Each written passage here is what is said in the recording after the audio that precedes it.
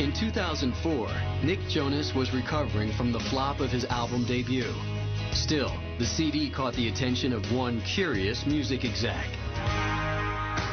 Steve Greenberg is the president of Columbia Records at Sony BMG. Very huge name in the music industry. Greenberg was behind Hanson. He'd heard Nick's solo album on the Christian label.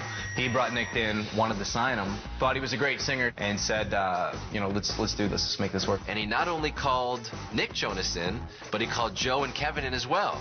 And he said to the guys, you need to learn how to play instruments, and I'm going to give you a CD full of music. Know these songs. And it was a bunch of punk rock and rock music from the 70s and 80s. The Jonas Brothers agreed to go mainstream. They tested their act by opening for stars like Kelly Clarkson and the Backstreet Boys. Between tour stops, they recorded songs for their first album. The time they spent on that first album, it was great for them. They got to work with some heavyweights. So I think they definitely learned a lot from that. They learned how to perform live, how to record in the studio. But Columbia execs kept postponing the release date. Then, Nick was hit with frightening news. Nick and his older brother, Joe Jonas, were on a retreat, and they were swimming.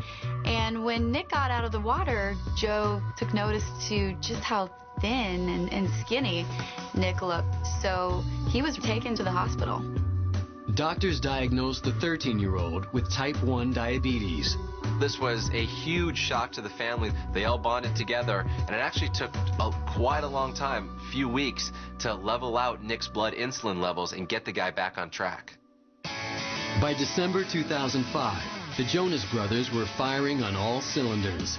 They debuted their first single, Mandy, based on a real person back home in Wyckoff, New Jersey. I was actually dating Joseph when the song came out.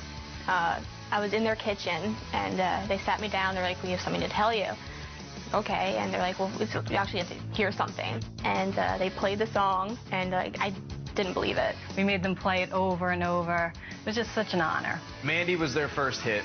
It's got a really big chorus. It's a sing-along song. It was the first song that really got the fans into them. The Mandy video premiered on MTV's TRL in March 2006. The song became a lasting favorite, but Mandy and Joe's romance was short-lived. We were together for the summer, and then we decided, oh, we're better off as friends. Mandy stayed tight with all the boys.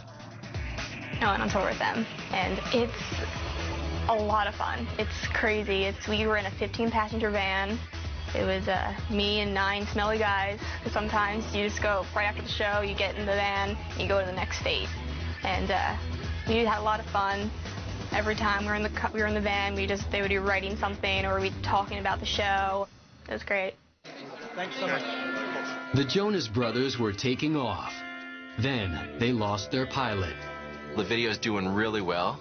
The album is now supposed to come out in February, and right about that time, Mr. Greenberg, gone from Columbia Records. There was sort of a shakeup in the hierarchy at Columbia Records, so at that point, there wasn't anyone to really support them there. Columbia finally released It's About Time in August 2006, but only 65,000 copies were sold.